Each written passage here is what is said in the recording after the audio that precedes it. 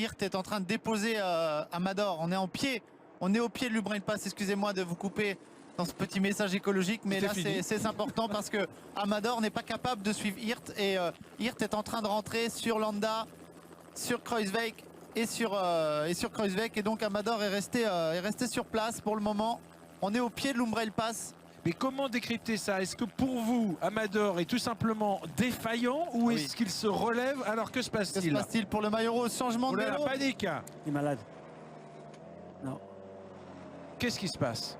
Il enlève son maillot. Que se passe-t-il? Ah, il est malade, il est malade, Tom Dumoulin. Ouais. Aïe, aïe, aïe, aïe, aïe. Je t'avais dit qu'il ne sentait pas. Il est malade. Vous avez vu ça immédiatement, hein, Stephen Rush. Ouais. Effectivement, quand on enlève son maillot, c'est quelque chose de très rare pour tout simplement baisser son cuissard. Eh bien, il vient de le faire. Il est malade et par conséquent, eh bien, qu'est-ce qui va se passer derrière? Quelle va être l'attitude des coureurs de la formation Movistar? Le maillot rose, souffrance sur la route du Giro, alors qu'il doit franchir dans quelques instants l'Umbrail Pass. Ça, c'est complètement incroyable. Ah ouais, c'est incroyable. Ça, c'est... Vous qui se passe pour l'instant, on va pas l'attendre. Hein. Il est malade, il s'est arrêté. C'est malheureusement ça arrive parfois, et en plus c'est pas signe qu'il va se remettre. Hein. Il va pas être capable de suivre le rythme des meilleurs en étant malade comme il est avant même le pied. Je me fais l'avocat du diable. Franchement, ces coureurs qui sont derrière, ils ont tous à reprendre 4 minutes ou 5 minutes si on là ils vont les prendre. Hein. Non mais il faut pas hésiter, non? Je sais pas. Moi, je me fais l'avocat du diable. Il n'y aura même pas besoin d'accélérer. Un coureur qui s'arrête pour un besoin naturel, mais celui-là beaucoup plus compliqué. Un besoin urgent, on va dire.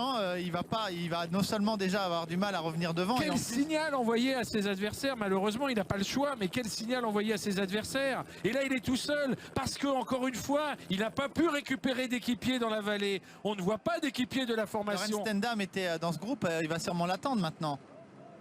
Alors là, c'est un peu la consternation. Qu'est-ce qui se passe? On se dit, parce que par le biais des oreillettes, on va être prévenu, effectivement. Et regardez, Sébastien Reichenbach qui est là. Est-ce que l'on va faire jouer les équipiers? Pour l'instant, il ne se passe rien dans le groupe des favoris. On continue comme si de rien n'était. Et on voit le porteur du maillot rose qui est aux côtés de la voiture de son directeur sportif. Est-ce qu'à ce moment-là, la voiture du médecin ne devrait pas venir se porter aux côtés du porteur du maillot rose pour essayer justement de lui donner un cachet de façon à soulager cette dysenterie? Zakharine attaque. Et bien voilà, le russe de la formation Katusha.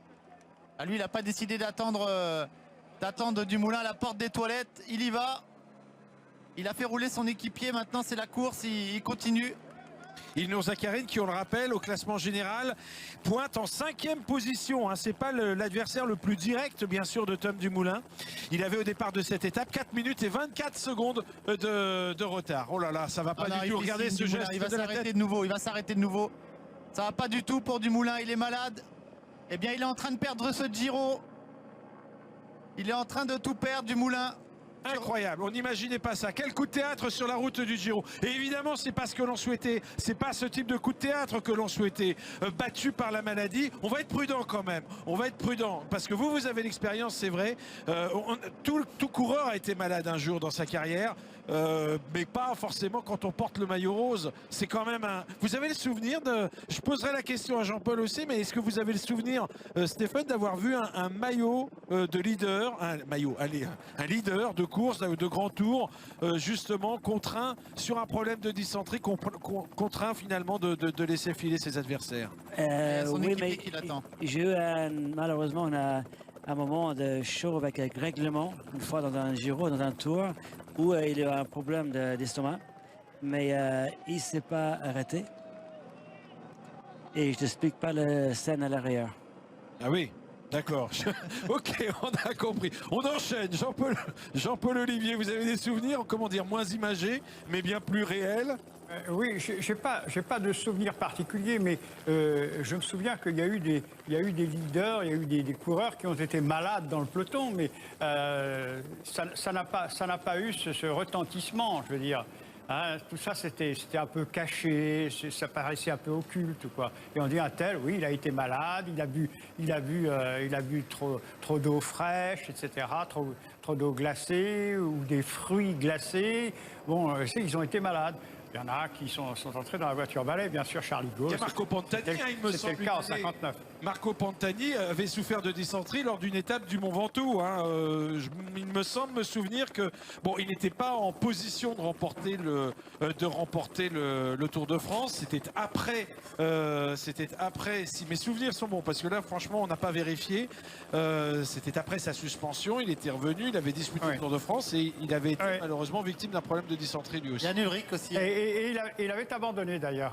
Pantani. Exactement, Jean-Paul, oui. On s'en souvient. Pour l'instant, c'est Franco Pellizotti qui roule. On sent qu'il y a un moment de tergiversation dans le peloton, dans le groupe des favoris. On veut pas achever d'une certaine façon le maillot rose. Alors que là, il est peut-être, grâce à la présence de son équipier, capable de recoller. Mais regardez, non, il est loin des meilleurs. Il y a des voitures un petit peu partout dans la file des... 50 secondes de retard. 50 secondes de retard pour Tom Dumoulin. Et puis lorsqu'on a un problème comme ça coupe les jambes un petit peu aussi. Donc il ne doit pas être à son meilleur niveau là. Vous savez, tout à l'heure, on est passé longtemps à haute altitude, au-dessus de 2000 mètres. Et on a vu Tom Dumoulin abuser quelque part de gel qui sont très sucrés, mais aussi à base de caféine. Et la caféine a certainement dû détraquer quelque part l'organisme de Tom Dumoulin. Et il a été victime quelque part de cette suralimentation en sucre, en caféine et de cette altitude. Mais il est en train de rentrer. Il est en train de rentrer dans les premières voitures. Attention, il n'a pas dit son dernier mot, Tom Dumoulin, mais il est en train de perdre du temps quand même sur le groupe de devant. Est-ce que l'attitude du peloton va se rappeler de celle de Dumoulin l'autre jour quand Quintana est tombé? Parce qu'il y a ça aussi. Rappelez-vous, Quintana est tombé et Dumoulin a demandé à attendre. Oui. On a senti qu'il y avait un flottement dans le peloton, mais là, Bahreïn et notamment Pellizotti a décidé de dire maintenant c'est la course, tant pis. C'est comme ça. Aussi de l'équipe Katusha, ils ont tous essayé de pressionner sur les freins pour le moment. Effectivement, on se souvient de cette image. C'était dans la descente de Miragolo San Salvatore, le col de deuxième catégorie qui précédait l'arrivée à Bergame d'une trentaine de kilomètres. Et lorsque, sur une faute commise par Nairo Quintana dans la descente, une faute de trajectoire, le Colombien s'était retrouvé au sol. On avait vu le maillot rose venir signifier à ses adversaires et aux adversaires de Nairo Quintana, on ne roule pas, on le laisse rentrer. Regardez, c'était lors de cette chute à laquelle nous avons assisté dimanche, où la tête de Nairo Quintana d'ailleurs avait heurté la barrière la glissière de sécurité. Quintana est pourtant reparti très vite.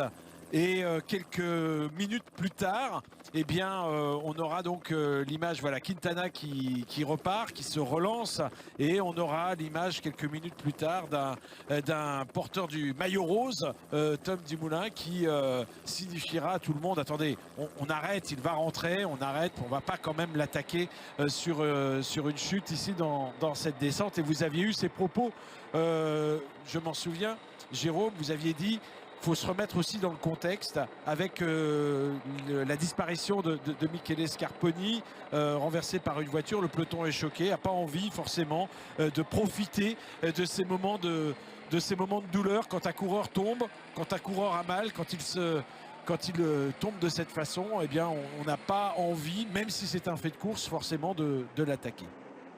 Ouais, tout à fait, mais là c'est complètement différent. Et là, Tom Dumoulin est en train de perdre du temps, énormément de temps maintenant. Et là, il recule pratiquement. C'est-à-dire que même si devant la bataille pour la succession, d'une certaine façon, n'a pas commencé, eh bien, sans forcer le talent, sans forcer le tempo, on voit bien que Tom Dumoulin ne parvient pas à revenir sur le groupe. Non, mais là, Pellizotti, il fait pas semblant non plus. Hein. Là, Pellizotti, clairement, il n'a pas attendu Tom Dumoulin. Ils mettent en route, ils disent maintenant, nous, c'est parti, on n'a pas à attendre.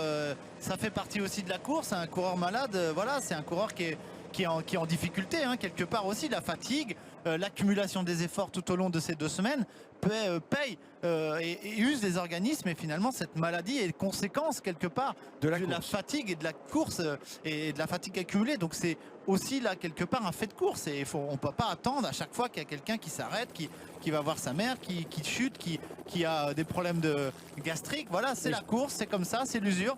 Et là, Pellizotti a décidé de continuer sur sa lancée et de travailler pour son leader Nibali, finalement, Nibali a ce rythme-là, va revoir le podium. Nibali doit sourire là, parce que d'un coup, Dumoulin est sorti, toujours. Donc, il va arriver en haut de col avec la descente à faire. Et on connaît bien la capacité des balais de descente. Il va pousser à fond, à mon avis, la descente pour pousser la faute à Quintana pour faire un cassure. Et on est en train de revenir sur Amador qui va prendre un relais. Exactement, Amador qui se place en tête du peloton. Un simple coup d'œil. Alors ils sont derrière leur verre fumé, derrière leurs lunettes. Un simple coup d'œil a suffi à tout simplement à Nairo Quintana pour préciser à André Amador, oui, qu'il pouvait se mettre à rouler en tête de ce peloton. Là, c'est une image, franchement, c'est une image terrible. Parce que Tom Dumoulin n'avait jamais été pris en défaut sur ce Giro. Il avait dominé dans tous les compartiments. Il avait dominé dans les chronos. Il avait dominé également, bien sûr, dans les arrivées au sommet. Et notamment lors de la dernière arrivée au sommet à laquelle nous avons assisté. Eh bien, à Europa, au sanctuaire d'Europa. Eh bien, là, on le voit malheureusement céder ce maillot victime de problèmes gastriques. Et c'est vrai qu'on imagine mal la douleur morale qui doit être la sienne à ce moment-là. Parce que c'était probablement... Est-ce que ça a pu se déclencher en l'espace de quelques visiblement oui, puisqu'on ne l'a jamais vu faire appel au médecin déjà. On n'a jamais vu Tom Dumoulin descendre à la voiture du docteur. Donc ça a été soudain et très violent. Parce que quand on sent qu'on n'est pas bien, on descend voir le médecin, on essaye de prendre quelque chose. Et là, rien, on n'a pas vu Dumoulin donner de signe. Et d'un coup, il s'est arrêté. Donc... effectivement, ça a dû lui prendre d'un coup à Tom Dumoulin. Et ça peut être aussi un coup de froid aussi dans la descente. Oui, un coup de froid dans la descente, tout à fait. On peut y penser aussi, on était en altitude, un coup de froid sur l'estomac. Mais il faut faire attention, moi j'avais vu, alors il n'était pas le maillot de leader, mais le dernier coureur que j'ai vu faire ça, s'arrêter, c'était Jan Ullrich au pied de l'Uzardiden. Et en haut de l'Uzardiden, Ullrich avait mis en grande difficulté Lance Armstrong. Donc... en tout cas, c'est l'année où Lance Armstrong avait chuté et c'est l'année où Jan Ullrich était le plus en mesure de pouvoir mettre Armstrong en difficulté. Donc, finalement, il avait gardé de la force quand même, Ullrich, et il faudra se méfier du Moulin qui est en train de perdre. Il a 1 minute 22 pour l'instant de retard sur le groupe Quintana, le groupe Nibali, le groupe de leaders. Mais pour autant, il maîtrise, il limite pour l'instant la casse. Finalement, il n'est pas arrêté sur la route. Alors justement, ça fait réagir, évidemment, vous vous en doutez, sur les réseaux sociaux. Sam vous dit, mais attention quand même, là, il n'a qu'une minute 20 de retard, il n'a pas perdu le Giro. Est-ce qu'on peut imaginer qu'il limite les dégâts dans cette ascension? Et même si le retour de ses adversaires au classement général est important, même si certains le devancent, est-ce qu'on peut imaginer qu'il limite la casse et qu'il reste malgré tout un prétendant à la victoire dans ce Giro, selon vous? Quand on est victime d'ennui gastrique, bon là, il y a peut-être que vous n'avez pas ce vécu, hein, c'est un problème quand même un peu difficile pour y répondre. On atteint les limites de nos consultants, là, j'ai l'impression. Mais est-ce que franchement, c'est pas ça l'objectif pour lui? Perdre un minimum de temps, ok, je vais peut-être perdre le maillot rose, mais je veux rester un adversaire parce que finalement, c'est bénin ce dont il souffre. C'est terrible dans l'étape, au bout de cet effort de 220 km, on imagine qu'il est mal, mais il peut très bien s'en remettre et demain être à nouveau compétitif. Oui, les problèmes digestifs, gastro, ça fait quand même beaucoup de mal. Et certains on peut récupérer pour demain, mais après parfois il faut 2 voire 3 jours pour récupérer. Ça dépend de quel niveau. Mais Tom est dans ta tête là, il doit se dire, mais ok, je perds quelques secondes, je perds peut-être 1 minute, 2 minutes peut-être, même 3 minutes, mais je vais perdre la bataille, mais la guerre se termine à Milan. Donc c'est imbattante. C'est vrai que pour la course, ça ouvre un peu le débat parce que ses adversaires vont se rapprocher maintenant de lui sans vraiment avoir donné un coup de pédale, si on peut dire. Mais c'est malheureux. Mais ce soir, je pense que le classement général va être beaucoup plus serré. Alors Karine n'hésite pas, elle dit mais peut-être a-t-il été empoisonné? Mais non, bien sûr, ça je suis sûr que Jean-Paul pourrait nous retrouver des images où l'on empoisonnait les coureurs, mais ce n'est pas le cas, non. Enfin, je ne veux même pas l'envisager, ce sont des choses qui sont d'un autre temps, effectivement. Et Slim Shady qui nous disait également, attendez, je retrouve plus son message, je vais le retrouver parce qu'on a beaucoup de remarques. Beaucoup de remarques de la part des téléspectateurs. Oui, Slim Shady qui nous disait, mais le plus difficile, Jérôme, vous y faisiez allusion d'ailleurs d'une certaine façon, Stéphane, c'est dans la tête. Il est en train de céder dans la tête actuellement. Ouais, c'est le plus difficile maintenant. Sur le plan mental, sur le plan moral. Il faut lutter contre ce contre-coup et ne pas lâcher effectivement dans la tête puisqu'il est tout seul. Il roule plus vite pour le moment, il roule plus vite que le groupe devant, mais il faut rester concentré, ne pas perdre les pédales parce qu'il le sait, ça n'est pas dû à sa condition physique, c'est dû à sa santé qui l'a lâché quelque part. Il a eu ce petit coup de froid certainement dans la descente. Maintenant, il faut qu'il lutte pour ne pas tout perdre aujourd'hui. On ne sait jamais, peut-être va-t-il, c'est peut-être que passager, si c'est quelque chose qu'il a mangé, qui avait tourné, un bidon trop chaud, une barre de céréales restée trop longtemps dans les portes de la voiture, on voit souvent ça. Donc ça peut être que passager. Donc il faut qu'il lutte, qu'il essaye de se battre aujourd'hui pour éventuellement limiter la casse sur cette étape. Là, 1 minute 14, il a repris du temps sur le groupe Pellizotti. Tant que c'est Pellizotti qui roule, Dumoulin peut limiter la casse. Après, si les grands s'attaquent, parce qu'ils vont finir par s'attaquer quand même, ils vont pas attendre jusqu'au sommet de ce Umbrail Pass pour passer à l'attaque, dit Quintana. Donc, finalement, peut-être que Dumoulin peut limiter les écarts aujourd'hui.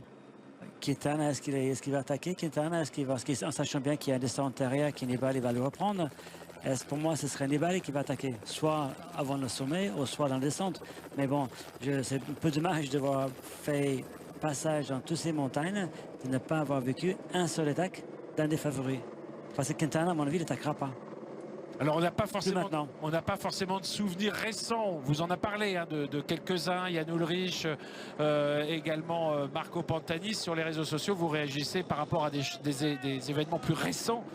Et beaucoup d'entre vous font référence au dernier jeu de Rio avec Johan Diniz sur le 50 km marche, où il était très bien parti, le marcheur français, et où des problèmes gastriques avaient été venus gâcher complètement la fête. En ce qui concerne justement Johan Diniz, dont la course s'était terminée à l'hôpital. On espère que ça ne se passera pas comme ça pour l'actuel porteur du maillot rose, dont le retard est maintenant d'1 minute et 20 secondes par rapport au groupe que vous avez actuellement à l'image et où figurent tous les autres favoris. Charlie Bérard qui nous écoute nous rappelle aussi cette anecdote arrivée à Greg LeMond qui a, selon Charlie, avait été malade aussi en même temps sur le Tour de France 86 dans l'étape du Futuroscope. Finalement, ça arrive même au meilleur. Ah oui. Surtout au meilleur, j'ai l'impression. En tout cas, là, Dumoulin, il n'arrive pas à se débarrasser d'Izaguirre déjà, donc ça veut dire qu'il n'est pas sur un rythme très élevé. Je pourrais partager encore d'autres histoires comme ça, mais c'est pas la place. Non, ça suffit. Mais c'est vrai que malheureusement, quand ça arrive, quand on est au boulot, au bureau, on peut aller au cabinet, mais lorsqu'on est sur notre vélo et en roulant comme ça pour gagner une course, quand ça arrive, c'est terrible. Il continue à s'accrocher, Tom Dumoulin.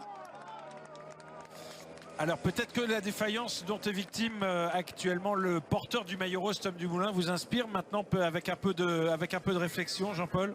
Oui, parce que on parle beaucoup de Coppi, Bartali et tout ça dans ce Giro. Donc Coppi, lui, en fait, en 1951 au Tour de France, a été victime d'une défaillance alimentaire, si j'ose dire. On ne sait pas très bien ce qu'il avait pris, mais en tout cas, il a été très vite lâché dans la 15e étape du Tour 51, Carcassonne-Montpellier. Et naturellement, il a toujours ses domestiques, ses grégaries qui restent en sa compagnie. Il y avait Pezzi, Biagioni, Salim Beni, et on le poussait, etc. Mais il était vraiment devenu complètement amorphe et il a failli arriver après les délais. Il est même arrivé après les délais, mais on a repoussé les délais puisque le nombre de coureurs était suffisant pour repousser ces délais. Et alors, il y avait dans cette échappée d'attardés, si je veux dire, dans ces attardés, il y avait un petit Espagnol qui s'appelait Miguel Gual. Et Miguel Gual, lui, évidemment, il entendait les gens sur le bord de la route dire « Vous avez 30 minutes de retard, etc. etc. » Alors là, il se dressait sur ses pédales et puis il voulait s'en aller. Mais s'il s'en allait, le nombre de coureurs, le quota n'était plus assez important pour pouvoir repousser les délais. Alors il y avait toujours Pezzi, Salim Beni, Biagioni qui étaient là pour le retenir.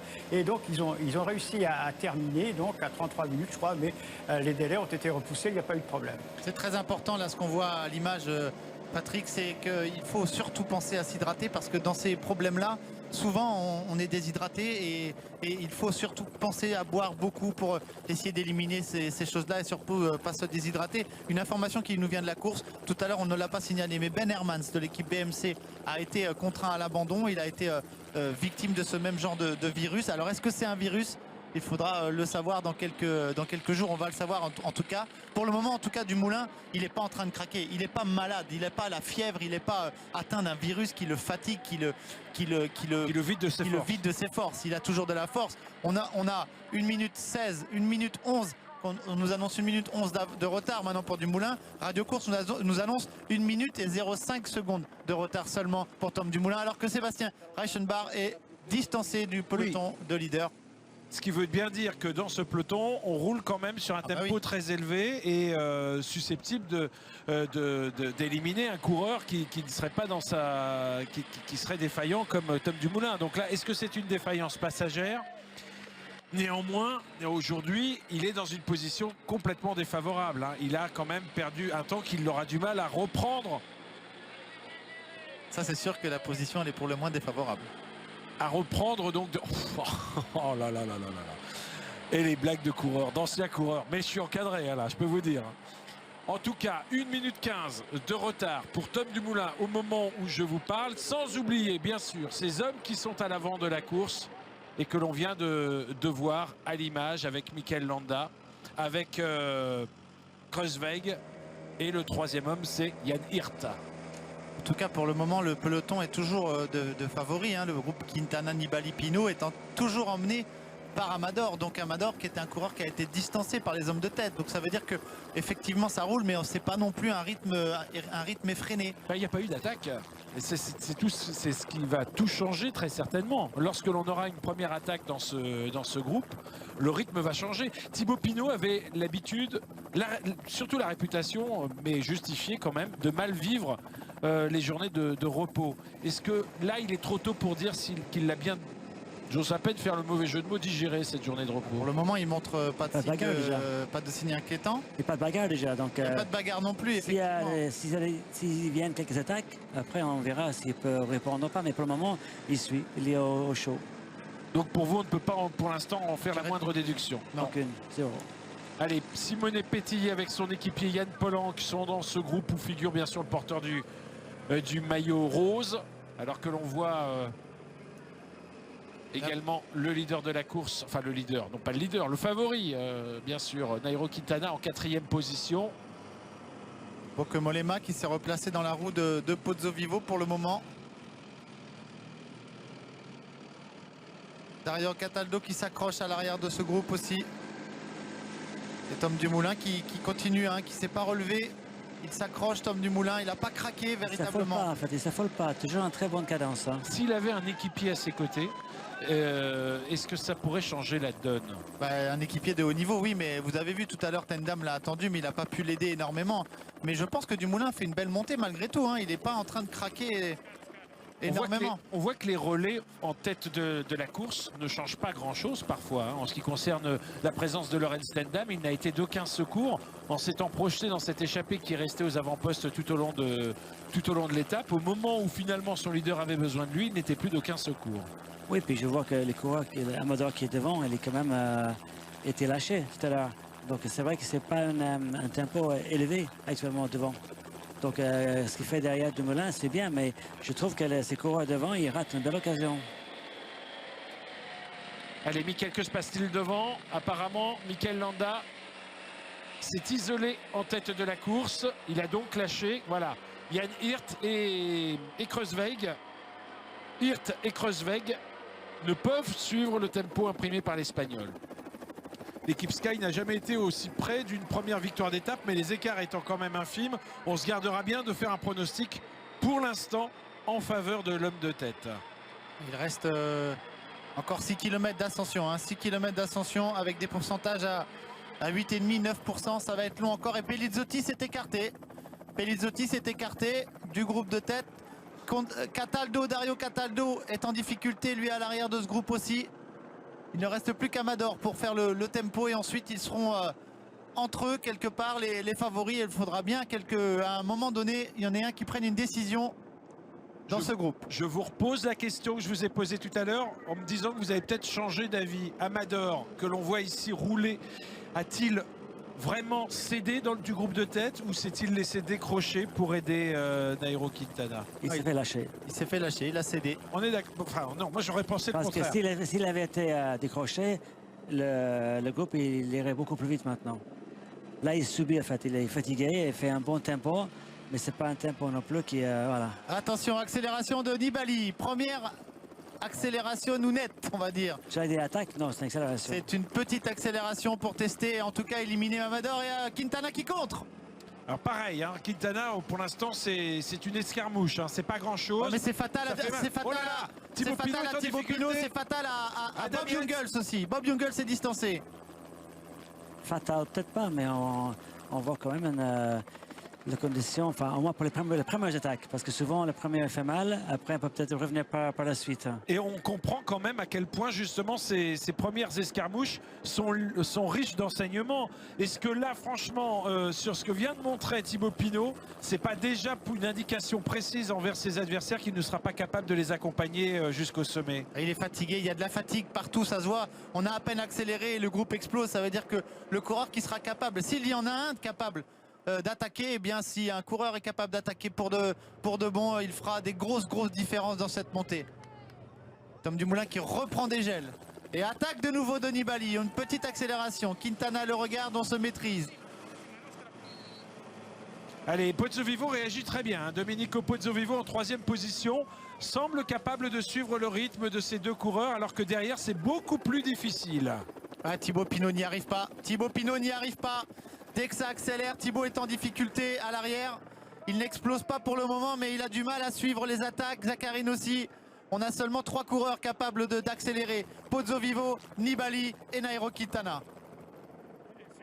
Et Nibali qui fait un coup de tête pour dire à Quintana passe, mais Quintana passe pas. Donc, à mon avis, Quintana n'est pas top non plus. Hein. Soit il n'est pas top, soit là il nous fait un numéro de bluff pour pouvoir mieux contrer par la suite.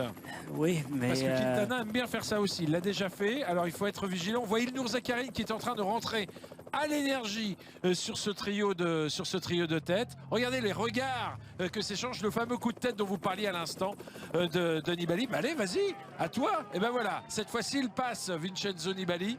Quintana doit avoir en tête que si je passe là-haut avec Nibali, si Nibali fait la descente à bloc, il risque de me distancer. Donc il doit se poser des questions là. Là on est à 4 km, 5 km maintenant, un peu moins de 5 km du sommet. Ça ne bouge pas énormément. Il y a les coureurs sont en difficulté mais n'ont pas abdiqué derrière. Ça commence à creuser les écarts. On a un groupe qui s'est composé en fait. C'est 4 contre 4. Et voici justement le groupe de poursuivants avec Thibaut Pinot, avec Bokemelema, avec également dans ce... Que se passe-t-il là? On nous montre... Non, il a distancé les autres. Il me semble qu'il est sur une bonne cadence, hein, Tom Dumoulin. Il n'a pas craqué, hein, il n'a pas craqué du tout pour le moment. Hein. Bah, on a l'écart, hein, vous le voyez pour l'instant.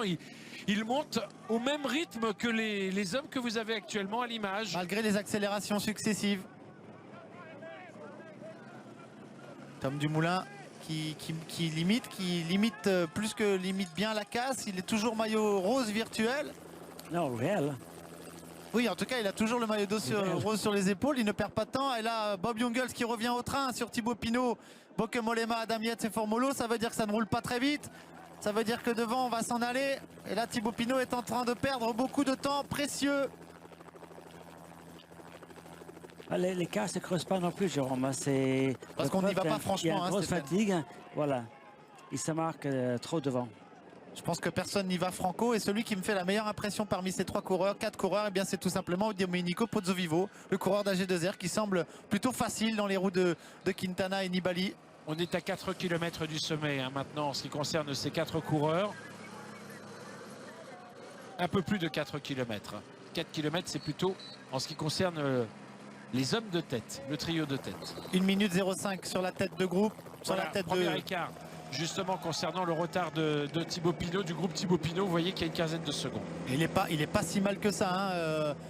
Tom Dumoulin, il est à 1 minute maintenant seulement du groupe Thibaut Pinot.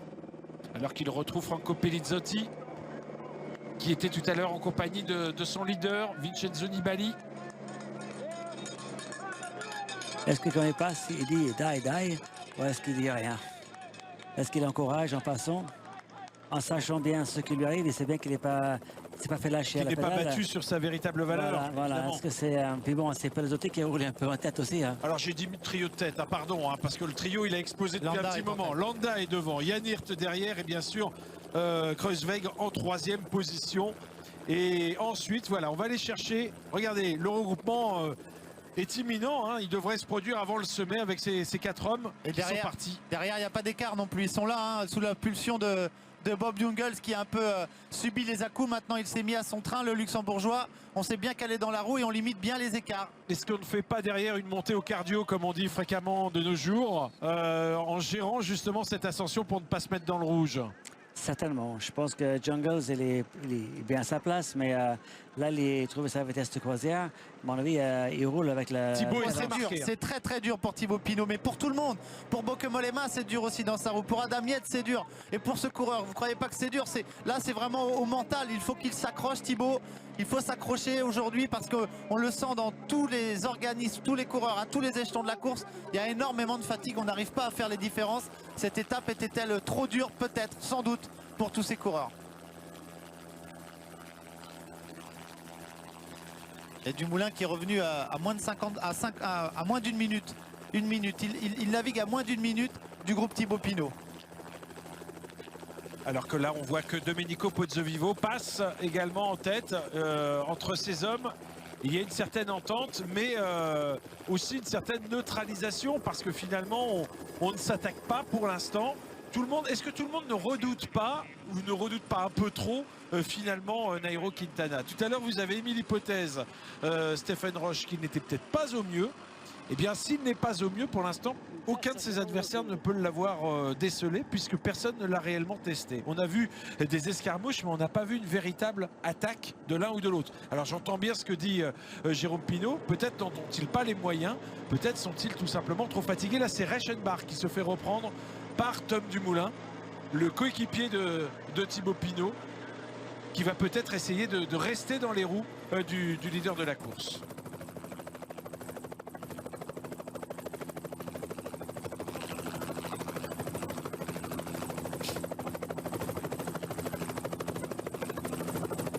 Une 0,7, Landa roule aussi vite que le trio, que le quatuor, Nibali, Zakharine, Quintana, Pozzovivo. Landa va-t-il réussir à aller chercher enfin son étape? Aujourd'hui, 3 km 500 du sommet pour le Basque de l'équipe Sky. Et Jean-Paul Olivier qui commence à y croire, parce qu'on le rappelle, c'était son favori du jour. Les écarts sont quand même très serrés entre tous ces échelons pour l'instant, même si... Et qui va être capable d'accélérer? Qui va être capable d'accélérer? C'est compliqué, on voit que tout le monde est très fatigué, on va attendre le tout dernier moment. Et après, ça se jouera dans le descente peut-être aussi, parce qu'il y a une très belle descente après le sommet. 19 km 500 de descente. Et là, on se neutralise très clairement. Pour l'instant, personne... on se relaie même quasiment dans cette montée. Zakharine, Pozzovivo, Nibali, Quintana qui font l'effort. Et derrière, on n'est pas loin. Derrière, on n'est vraiment pas loin avec Bob Jungels, avec Thibaut Pinot. Il faut s'accrocher. On va basculer dans 3 km et ensuite, on pourra revenir dans la descente. Mollema est là aussi. Yates, Formolo. On a l'impression que le Bob Jungels a donné un rythme idéal à ce groupe. Ici, en poursuite derrière le groupe de Nairo Quintana. Ça, ils ne savent pas aller avec les à-coups, mais par contre, ils savent monter au train. Dumoulin repère du temps quand même. Tom Dumoulin repère du terrain depuis que Bob Jungels justement a repris le groupe de Thibaut Pinot et imprime un rythme régulier qui lui permet de rester, vous le voyez, à proximité de l'échelon où se trouvent Nibali et Quintana. Nibali, Quintana, Pozzovivo, Zakharine sur la gauche de l'écran. Zakharine qui s'est écarté pour laisser passer Pozzovivo. Quintana demande le relais. On se neutralise clairement dans cette montée.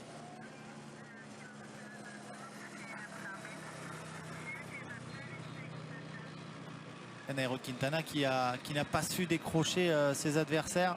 Quand on connaît la capacité d'accélération et de changement de rythme du Colombien, il doit y avoir de la fatigue dans tous ces organismes. Alors certes, Quintana va bénéficier, pour le moment, est le grand bénéficiaire du problème gastrique du maillot rose Tom Dumoulin. Mais néanmoins, il n'assomme pas la course. Il n'est pas capable, en tout cas pour le moment, le Colombien, de faire la différence avec tous ses adversaires, alors qu'on est en train de reprendre Steven Kruijswijk, qui lui était parti dans une tentative d'échapper depuis ce matin, essayer de faire une remontée au classement général via cette échappée, mais ça n'a pas porté ses fruits. Il va falloir s'accrocher pour Kruijswijk, mais ça va être compliqué de basculer avec ce groupe-là. Mais peut-être s'il avait été derrière, peut-être il ne serait plus là déjà. Donc il n'y avait pas une mauvaise manœuvre quand même. S'il arrive à basculer pas très loin de cette groupe peut-être. Il les aperçoit, Tom Dumoulin, il aperçoit le groupe Thibaut Pinot. Il est avec Dario Cataldo maintenant.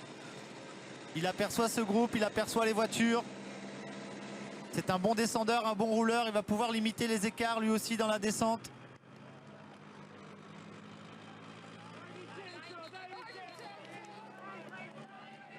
Une minute et 0,7 secondes entre Quintana et le maillot rose. Oui, c'est ça, effectivement. Et donc, vous le voyez, on a à peu près 30 secondes d'écart entre Nibali, Quintana et le groupe Youngles, Thibaut Pinot. Les écarts se maintiennent depuis quelques kilomètres. Finalement, ceux qui font la mauvaise opération, ce sont peut-être ceux qui sont devant depuis longtemps. Kruijswijk a été repris. Vous le voyez, il n'arrive pas à tenir les roues de ce groupe. Mikel Landa fait de la résistance, alors que là, à droite, vous apercevez évidemment le porteur du maillot rose, qui pour l'instant conserve le maillot sur les épaules. Il faut bien le rappeler, il avait 2 minutes et 41 secondes d'avance. Là, on dirait coince, là, on dirait. Voilà le classement virtuel, il suffit de demander. Il a donc encore 1 minute d'avance sur Nairo Quintana et 2 minutes d'avance sur Vincenzo Nibali. Il a distancé Dario Cataldo. Vincenzo Nibali qui, si l'on faisait un classement maintenant, passerait devant Thibaut Pinot au classement général. Thibaut Pinot qui était 3e au départ de cette étape. Et toujours Mikel Landa, ne l'oublions pas, qui mène cette étape, échappée depuis les premiers kilomètres. C'est dur pour Mikel Landa, il lutte, le Basque. Alors, il est toujours en tête. Il peut quand même se féliciter que derrière, ça ne soit pas la grosse bagarre. Ouais. Maintenant, on n'en a pas les moyens. Et je vois, honnêtement, je renonce à lire les remarques sur les réseaux sociaux parce que je trouve quand même qu'il y a parfois, de la part de quelques personnes, c'est vrai, un manque de respect par rapport aux coureurs. Ce que l'on assiste là est juste remarquable, formidable. Les gens voudraient des attaques. Enfin, je parle pas je ne fais pas de généralité, mais certaines personnes qui s'expriment avec virulence s'indignent de ne pas avoir d'attaque. Mais il suffit de regarder les visages de ces coureurs marqués et qui ont, depuis le départ de cette étape, énormément de kilomètres pour certains d'entre eux, comme les hommes de tête, échappés depuis pratiquement le départ. Et avec des cols absolument hors du commun. Avec un très bon moyenne en plus. Avec une moyenne qui est exceptionnelle, effectivement, sur une étape comme ça. Avec un col franchi tout à l'heure à 2750 mètres. Et on s'indignerait que ces coureurs, après pratiquement 200 km de course, on voudrait qu'ils livrent des attaques comme lorsqu'ils arrivaient l'autre jour au Blockhaus ou à Europa. Non, ce n'est pas comme ça. Ça ne peut pas se passer comme ça. Et n'oublions pas quand même que ce que font ces coureurs est quand même assez admirable. Le courage qu'il faut pour tenir, même quand on est malade, comme le fait Tom Dumoulin, eh bien ne peut pas effectivement s'accommoder de telles critiques. Nairo Quintana a essayé, il a réussi d'ailleurs à isoler, à faire reculer pas mal de coureurs. Mais si les coureurs aujourd'hui ne s'attaquent pas, ce n'est pas par passivité, c'est tout simplement parce qu'ils n'en ont plus les moyens. On est bien d'accord là-dessus? Entièrement. Nous, on est quelque part dessus qu'il n'y a pas d'attaque, mais on est dessus pour le spectacle. De l'autre côté, lorsqu'on voit les visages des coureurs, en étant ancien coureur, je sais ce qu'ils subissent les coureurs là maintenant. Puis le fait qu'il y a quand même les écarts, même si c'est pas d'attaque, il y a des écarts. Thibaut Pinot, il voudrait bien être en la roue de Nibali là actuellement, mais pourquoi il n'est pas là? Parce qu'il souffre, parce qu'il est fatigué, parce que par rapport aux distances, par rapport aux 15 jours qu'il a dans les jambes. N'oublions pas aussi, on oublie très vite que ces coureurs sont partis depuis 2 semaines et demie et que ce qu'il faut voir dans ce scénario, c'est que tous ces coureurs se tiennent au même niveau, sont tous des athlètes de très haut niveau et finalement on ne peut pas faire de grande différence. Et ce qui est superbe, c'est qu'on va rester dans un énorme suspense jusqu'au bout. Pour le moment, on est dans un scénario parfait pour avoir un suspense jusqu'à Milan, puisque tout le monde se tient et on s'aperçoit que la moindre petite accélération crée des différences, mais personne n'est au-dessus des autres. On a vu des Tours de France, des années de Tours de France où on a compris pourquoi par la suite des coureurs dominaient, au bout d'une semaine c'était fini. Là on a la chance d'avoir un scénario où tout le monde se tient, ce soir se tiendra en 2 minutes, 3 minutes. C'est parfait, c'est très bon signe pour le vélo, c'est très bon signe pour le sport et c'est parfait pour nous qui aimons ce sport, parce que jusqu'à dimanche prochain, on ne connaîtra pas le vainqueur du Giro. Là on est dans une épreuve de fond, une épreuve marathon. Exactement, le cyclisme est un sport d'endurance. Et parfois on a des épreuves qui sont beaucoup plus courtes, beaucoup plus nerveuses, mais c'est vrai qu'au fil des étapes, souvent les écarts entre les coureurs se resserrent. D'ailleurs un contre-la-montre, le dernier contre-la-montre qui sera disputé entre Monza et Milan, ne fera pas les mêmes différences, mais même à distance égale, ce ne sera pas le cas. Mais même à distance égale, on ne fait pas les mêmes différences quand on est après 3 semaines de course par rapport à une épreuve chronométrée à la fin d'une première semaine de course. Il en va autrement. Kreuzweig, ici à l'image. Repris par le groupe du Thibaut Pinot. Exactement, Jungels, Pinot. Est-ce qu'il est bien là, Thibaut Pinot? Oui, il est là, dans la roue de Bob Jungels, avec voilà, Mollema dans la sienne. Il y a Formolo, il y a toujours Adam Yates. Tous ces 5 coureurs sont roue dans roue en train de reprendre Steven Kreuzweig. Voilà la composition de ce groupe. Tous ces coureurs qui sont placés dans le top 10, 11 même. 11 puisqu'il y a Adam Yates qui est présent. Et pour l'instant, on n'aura pas des... Accélération Nibali sur la gauche, accélération Nibali. Ah, ça c'est une attaque. Vincenzo Nibali qui est en train de se livrer là cette fois-ci. Il jette toutes ses forces et regardez la réaction de Nairo Quintana. Est-ce que derrière, ça va être... Attention, il va le contrer. Alors il se rassoit, regarde, on a vu Nibali. Voilà la démonstration, peut-être que Nairo Quintana ne peut pas attaquer. Au contraire, là il fait de la résistance, il revient. Et Nibali ne s'en est peut-être pas encore rendu compte. En tout cas, il est en train d'éliminer Ilnur Zakarin et Domenico Pozzovivo. Et Nibali qui est en train de reproduire le même schéma que l'an dernier. Il va être dans sa 3e semaine. Il avait prévu d'arriver dans ce pic de forme sur la 3e semaine. Il savait que celle-ci était la plus dure. On revoit son démarrage au ralenti. Voilà, Nibali qui prend immédiatement quelques mètres d'avance et tout de suite Pozzovivo et Ilnur Zakarin qui n'ont pas essayé de hausser leur rythme. Ils sont restés sur un rythme plus régulier. Seul Nairo Quintana a essayé et parvenu à reprendre la roue du Sicilien. Allez, 500 mètres du sommet pour Mikel Landa et Nibali. Ça, c'est aussi un signe de la fatigue et de la non-domination d'un des coureurs, puisque Nibali a attendu le dernier kilomètre pour attaquer, parce qu'il sait qu'il s'expose au contre en attaquant et avec Quintana, et donc il a attendu le dernier moment. Il va profiter très certainement aussi de la descente, qui sont ses qualités premières de descendeur, pour revenir peut-être sur le basque Mikel Landa. En tout cas, les deux, Nibali et Quintana, sont ensemble, et Quintana a du mal même à relayer Nibali. Il est à sa hauteur, mais il lui passe pas de relais. Ça veut dire que le Colombien n'est pas supérieur à l'Italien sur cette étape d'aujourd'hui. Et sur cette image qu'on vient de voir, on voit bien que les deux sont à bloc. Les deux sont à bout de force. Il va y avoir la descente. Il faudra faire preuve de lucidité. Quant au retard de Tom Dumoulin, il est maintenant de 2 minutes. 2 minutes et 5 secondes de retard pour Tom Dumoulin. Ça veut dire que son maillot tient maintenant pour une demi-minute simplement par rapport à Nairo Quintana, ce maillot rose. Non, ça c'est l'écart par rapport à Landa. Il faut enlever 22 secondes, mais effectivement... 2 minutes, oui c'est ça, j'avais bien dit. 40 secondes maintenant, il reste 40 secondes d'avance pour Tom Dumoulin. Oui c'est ça, 2 minutes 10, maintenant 2 minutes 30. Sachant qu'il y aura des bonifications, donc Tom Dumoulin peut perdre le maillot aujourd'hui. Allez, on retrouve ici le groupe où figure, oh là là, à nouveau cette accélération pour Nibali qui veut absolument se mettre de côté le maximum de temps avant d'aborder la descente par rapport à tous ses suivants. Nibali donc, alors que Mikel Landa va passer au sommet de ce col de première catégorie et va prendre la première place du classement du Grand Prix de la Montagne. On va vous réactualiser ce classement dans quelques instants, mais Mikel Landa est assuré de porter le maillot azzurro à l'occasion de l'étape de demain. Derrière, regardez, vous allez voir, l'écart n'est pas très important avec Nairo Quintana qui relaie Vincenzo Nibali dans les derniers mètres d'ascension de l'Umbrai Pass. Et Zakarin est en train de rentrer avec Pozzovivo. Et on demande à la moto de ne pas rester intercalée, elle ne l'a pas vu. Oh là là là là. Attention, beaucoup trop de motos entre les coureurs. Oh là là C'est pas possible de voir ça. Et l'on revient, vous voyez que là on est sur la descente du Stelvio. Si l'on avait pris vers la gauche, eh bien on aurait pu rejoindre le sommet du Stelvio qui a été franchi. Autrement dit, ces coureurs sont maintenant à contresens par rapport à l'ascension tout à l'heure que nous avons vécue du Stelvio. Et là c'est difficile pour Tom Dumoulin qui relance, mais alors là c'est vraiment très difficile. Hein. On sent que là il est au bout de lui-même. Là Tom Dumoulin il se bat. 2 minutes 20 de retard par rapport à Nairo Quintana à cet instant. Il est tout seul dans la descente aussi, hein, donc ça n'a pas d'évident pour lui. Hein. Quel courage quand même. Quel courage pour le porteur du maillot rose. On pensait qu'il était peut-être susceptible même de se retirer, de se décourager totalement en tout cas.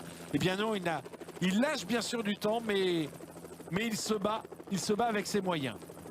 Allez, dans la descente, pour l'instant, ce n'est pas Nibali qui est en tête. En tout cas, Zakharine et Pozzovivo ont sauvé l'essentiel. Ils sont venus recoller au groupe des principaux favoris qui se disputent maintenant tout simplement le maillot rose à l'issue de cette étape. Et pour Domenico Pozzovivo, c'est une bonne opération parce qu'à l'instant où l'on vous parle, eh bien, il a déjà gagné une place au classement général, celle de Bauke Mollema qui se trouve dans le groupe de Thibaut Pinot. Et derrière, c'est Thibaut Pinot qui fait la descente. Il arrive au sommet, Tom Dumoulin. Il n'est pas si loin que ça hein, du groupe Pinot. 1 minute 10, 1 minute 15. Il n'a pas perdu énormément. Étant malade, il a roulé aussi vite que le Thibaut Pinot, que Bauke Mollema, que Bob Jungels. Il fait jeu égal avec eux. Allez, passage au sommet, c'est fait maintenant.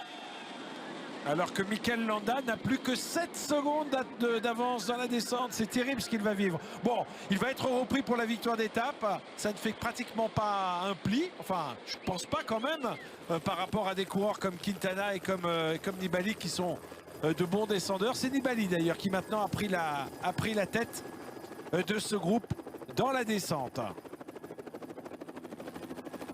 Ilnur Zakharine en 3e position et Domenico Pozzovivo un petit peu en retrait qui laisse un peu d'espace. On fait ça souvent quand même dans les descentes de col.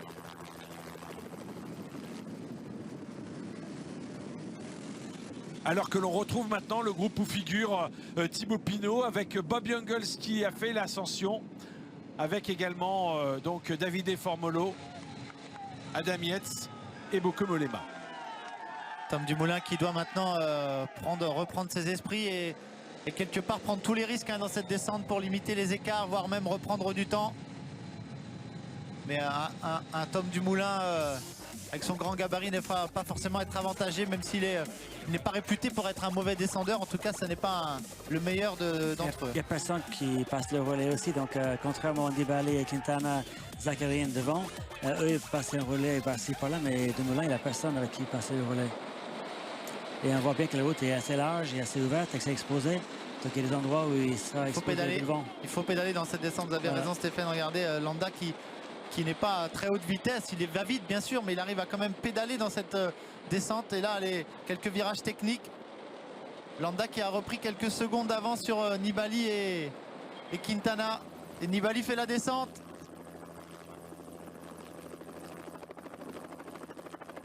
On est tout près du Basque, mais on n'est pas rentré dans cette descente. 10 secondes, c'est jamais facile à boucher. Non, il y avait 7 secondes d'ailleurs tout à l'heure sur l'écart GPS. Zakharine qui a du mal, hein. Rappelez-vous, Zakharine lui aussi avait perdu toute illusion l'an dernier dans le descente du col d'Aniel. Dans la même descente où Steven Kruijswijk avait chuté un peu plus bas, Zakharine était sorti de la route lui aussi. Et d'ailleurs, Pozzovivo vient de passer devant lui parce qu'il sent que le Russe est en train de perdre pied dans cette descente. En tout cas, il ne parvient pas à rester effectivement avec Quintana et Nibali. Nibali qui donne tout dans cette descente là. Position aérodynamique qui relance très très fort pour aller essayer de gagner cette étape aussi, hein. Cette étape qui est mythique via le Mortirolo, via le Stelvio. Elle va compter cette étape et Nibali connaît la valeur des choses, de l'histoire de son sport. Il veut absolument aller remporter cette étape. Alors que là on est sur Tom Dumoulin qui effectivement doit faire cette descente tout seul. Et vous aurez remarqué quand même que dans le groupe Thibaut Pinot, on retrouve les 3 premiers du classement du maillot blanc, le classement de meilleurs jeunes. Bob Jungels, Adam Yates et Davide Formolo sont ensemble. Bob Jungels qui est le meilleur jeune et qui devançait ce matin de 2 minutes 25 Adam Yates et de 2 minutes et 51 secondes Davide Formolo. On est revenu tout près de Landa. On annonce 4 secondes maintenant, 4 secondes. Il y a à peine un lacet d'avance. Vous allez voir, Nibali va arriver dans ce lacet là où même Landa est en train d'arriver. Et Quintana a du mal à suivre l'Italien dans la descente. Regardez, hop, à peine un virage d'avance pour Mikel Landa. Et un petit message peut-être au passage pour justement ces regards un peu critiques qui affirmaient que Vincenzo Nibali n'était plus le descendeur qu'il était. Il va faire la démonstration, en tout cas qu'il descend encore, qu'il a de beau reste, on va dire. Il est pas mal et surtout il est toujours le coureur qu'il était parce qu'il avait quand même programmé un pic de forme en 3e semaine. Il savait, il l'avait dit, il fallait être présent en 3e semaine. Et ben semble-t-il, il est là, Vincenzo Nibali. Il n'a pas dit son dernier mot et il va donner du fil à retordre à Quintana jusqu'au bout.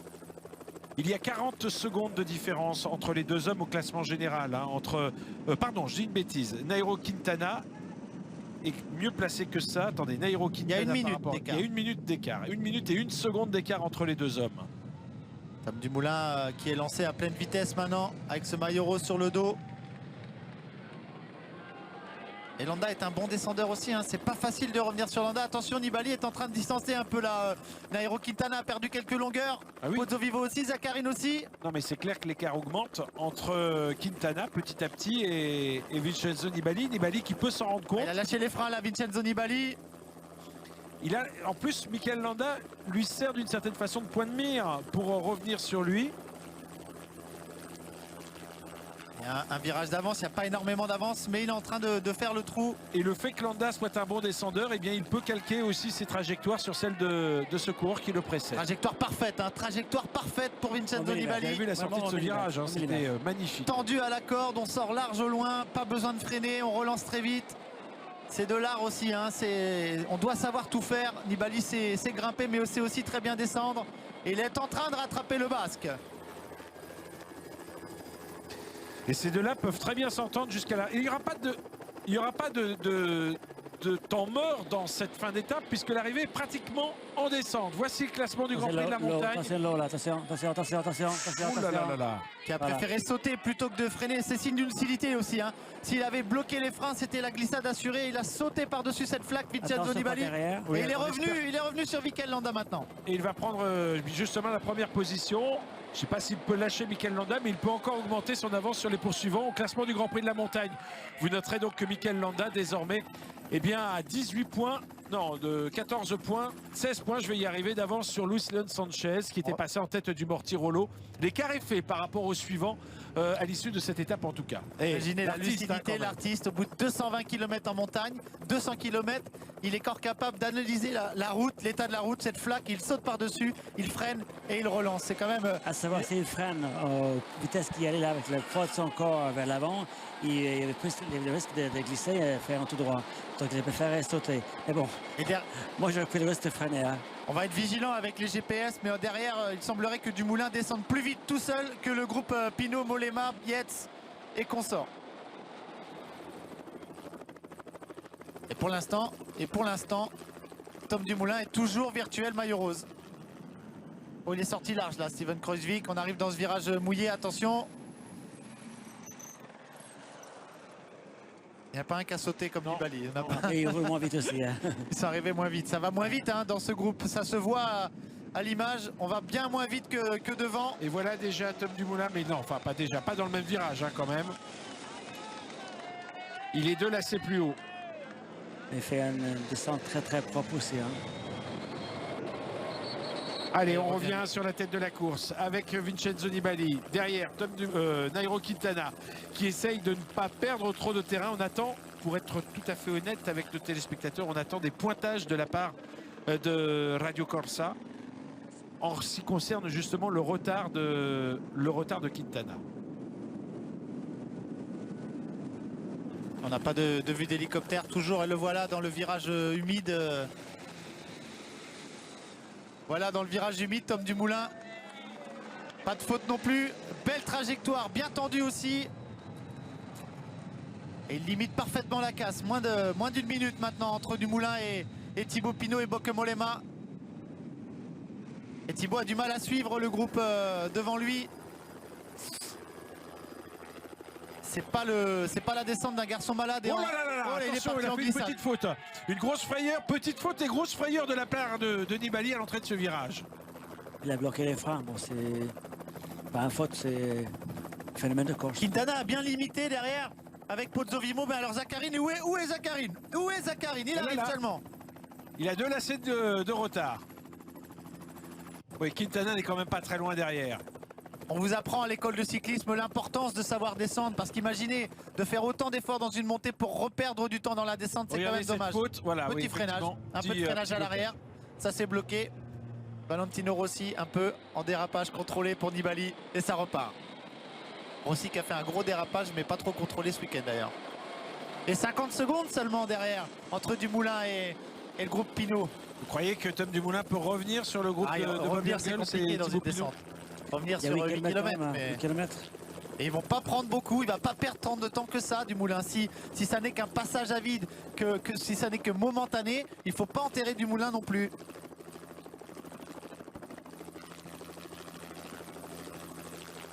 Allez, Nairo Quintana ici sur cette image qui essaye de ne pas perdre trop de temps par rapport à Nibali. Tom Dumoulin ici en poursuite derrière le groupe de Thibaut Pinot avec 2 minutes et 12 secondes quand même de retard sur Nairo Quintana.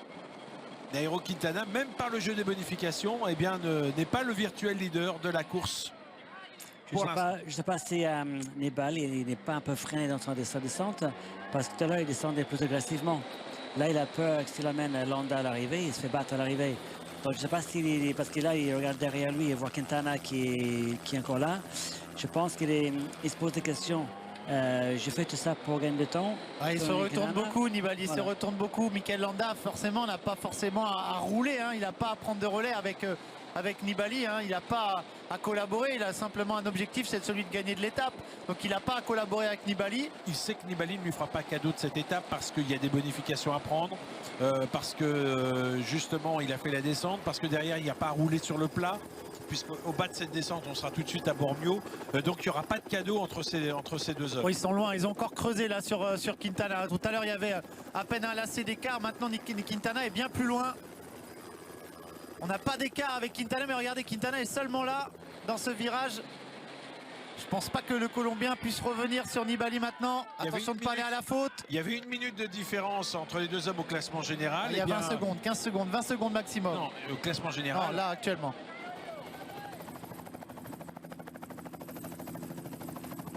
On voit la différence entre un vrai descendeur Nibali, Dumoulin et Quintana quand il rentre et quand il sort des virages. Chaque fois, c'est beaucoup plus lent. Déjà, on voit le style. Regardez, Zakharine, main sur les cocottes déjà. Grosse faute, on descend. On apprend ça à l'école de cyclisme. On descend les mains dans le creux du cintre avec les doigts sur les freins. Déjà, la position pour Zakharine n'est pas bonne. Non, il n'est pas le seul. Regardez, Yann Hirt dans ce groupe, maillot orange, fait exactement la même chose. C'est pas forcément un exemple. Non, c'est pas ce que je suis en train de dire, mais effectivement, on voit quand même beaucoup de coureurs dans les descentes qui restent malheureusement les mains sur les cocottes. Allez, Landa qui collabore avec Nibali. Landa qui collabore. Alors là, ça change tout parce qu'ils sont 2 contre 1 maintenant devant. Peut-être que Nibali a promis la victoire d'étape à Landa. On ne sait pas, ça peut arriver. Il y a eu parfois dans le passé des alliances entre les coureurs, des alliances mémorables. On se souvient par exemple en 2010, lorsque Nibali était l'équipier de Ivan Basso. Ils avaient basculé au sommet du Mortirolo et ils étaient en compagnie de Michele Scarponi. Scarponi à l'époque n'était pas dans la même équipe, l'équipe Liquigas de Nibali et de Basso. Eh bien, Scarponi avait accepté de relayer. Pourquoi? Parce que derrière, il y avait Daniel Arroyo qui avait le maillot rose sur les épaules. Et qui avait plutôt bien résisté dans l'ascension du Mortirolo. Il était passé qu'avec 1 minute de retard. L'arrivée de l'étape se jugeait à Aprica. Il y avait cette montée longue, interminable vers Aprica, pas très pentue. Et bien le fait justement qu'il y ait une entente entre ces 2 coureurs, entre ces 3 coureurs, mais entre ces 2 équipes différentes, avait permis à Ivan Basso de s'emparer du maillot rose de David Arroyo. Et fort logiquement, les Liquigas à l'époque avaient laissé la victoire d'étape à Michele Scarponi, qui d'ailleurs par la suite allait tout simplement être recruté par Vincenzo Nibali et surtout par Ivan Basso. Là j'ai vraiment du mal à y croire. Pour une étape aussi aussi prestigieuse que celle d'aujourd'hui. Nibali qui n'a pas gagné, qui n'a pas d'assurance de faire mieux. Les Italiens n'ont pas gagné, les Italiens n'ont pas gagné sur ce Giro. Je ne suis pas vraiment certain que Nibali ait offert à Mikel Landa quoi que ce soit.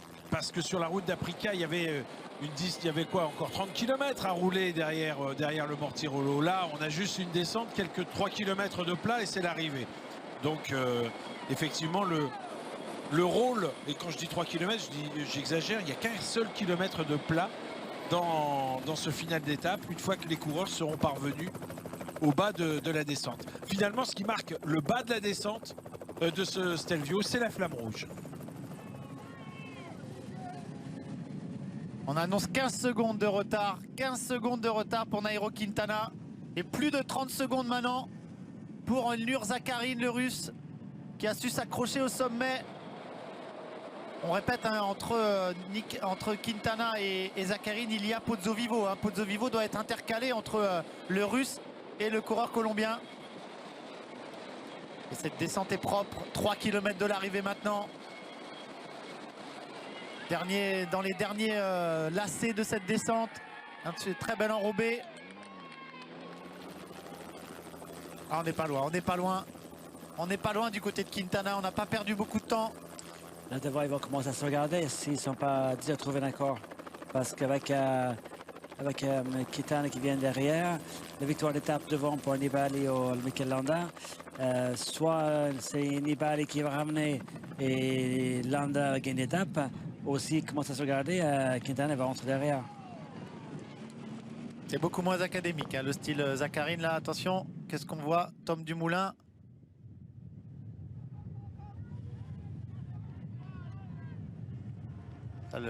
Des démangeaisons.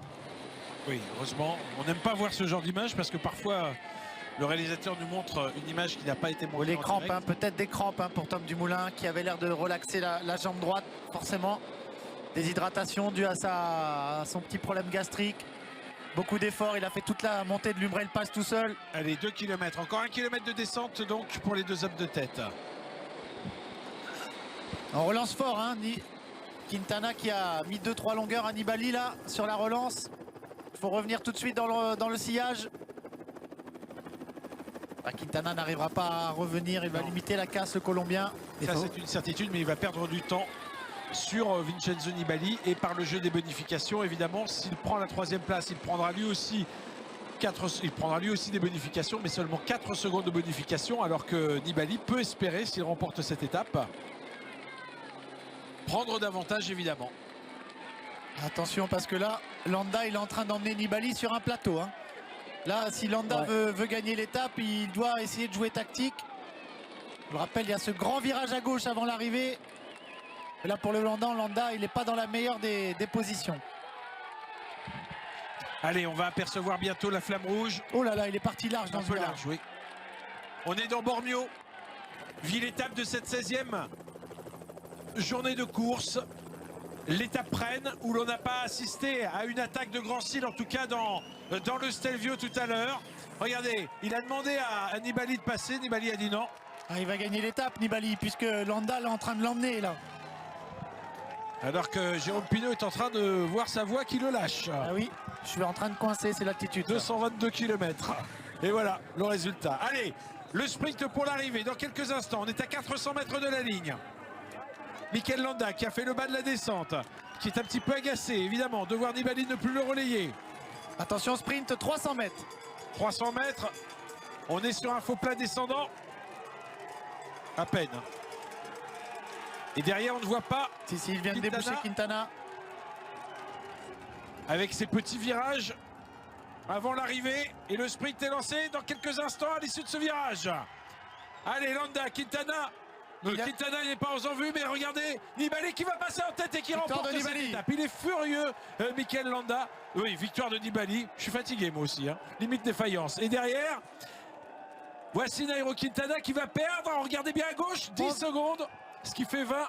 Non, ce qui fait 16 par le jeu des bonifications. 16 secondes de repris par Vincenzo Nibali. Zakarin général. Pozzo Vivo. 4e Pozzo Vivo, le premier des non payés en termes de bonification et qui perd 24 secondes donc sur Vincenzo Nibali. mais qui va faire une bonne opération malgré tout au classement général. Et derrière, Ilnur Zakarin qui termine avec 32 secondes de retard. Et attention.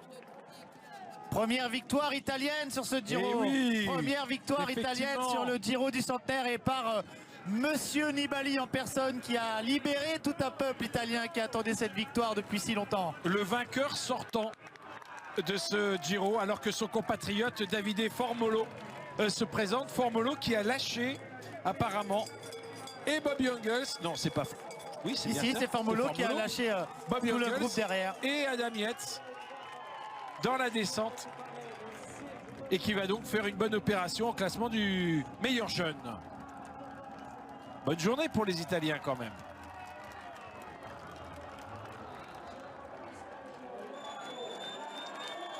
Voilà, 1,24 de perdu pour Davide Formolo. Et voici les poursuivants. Thibaut Pinot qui a perdu du temps. Non, il est là, Thibaut. Il est là avec le reste du groupe. Mollema. Mollema, Adam Yates, Bob Jungels, Adam Yates, Thibaut Pinot, Yann Hirt. Et voilà le maillot rose déjà. Il va conserver son maillot. Effectivement, puisque Quintana, il était à 2 minutes et 41 secondes de Tom Dumoulin. Non, mais il est largement dans les temps et il va perdre finalement que peu de temps sur Thibaut, sur Kruijswijk, sur Bob Jungels. Il a bien limité la casse, le maillot rose. Allez, encore un virage à droite. Il faut qu'il termine en moins de 2,52 pour conserver ce maillot sur les épaules. Ça va être chose faite maintenant. Attention.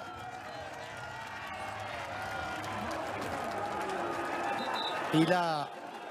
Non, ça va largement suffire évidemment. 2 minutes et 16 secondes. En tout cas, il a fait un bel exploit aujourd'hui.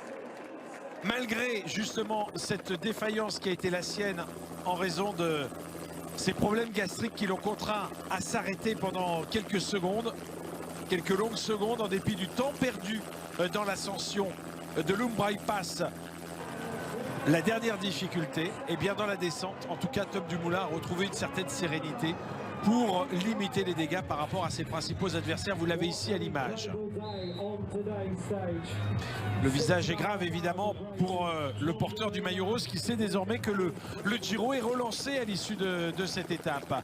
Car, vous le voyez, eh bien Vincenzo Nibali en s'imposant et Nairo Quintana en terminant à 12 secondes seulement derrière le Sicilien se relance dans la course au podium et même dans la course au maillot rose. En revanche, Thibaut Pinot ne fait pas une bonne opération. C'est un euphémisme puisque Thibaut Pinot va d'ailleurs très certainement être dépassé par Vincenzo Nibali. Et peut-être bien, on va voir avec justement Ilnur Zakarin qui a repris une bonne partie de son retard par rapport au podium. Il était en 5e position. Et je ne sais pas s'il arrivera quand même à dépasser. Je pense pas. Je crois que Thibaut Pinot va rester 4e, enfin va redescendre seulement d'une place, dépossédé de sa 3e place par Nibali, le vainqueur du jour. Mais en tout cas, Thibaut va perdre une place, mais a perdu beaucoup de son avance en temps sur Pozzo Vivo et sur Zakarin.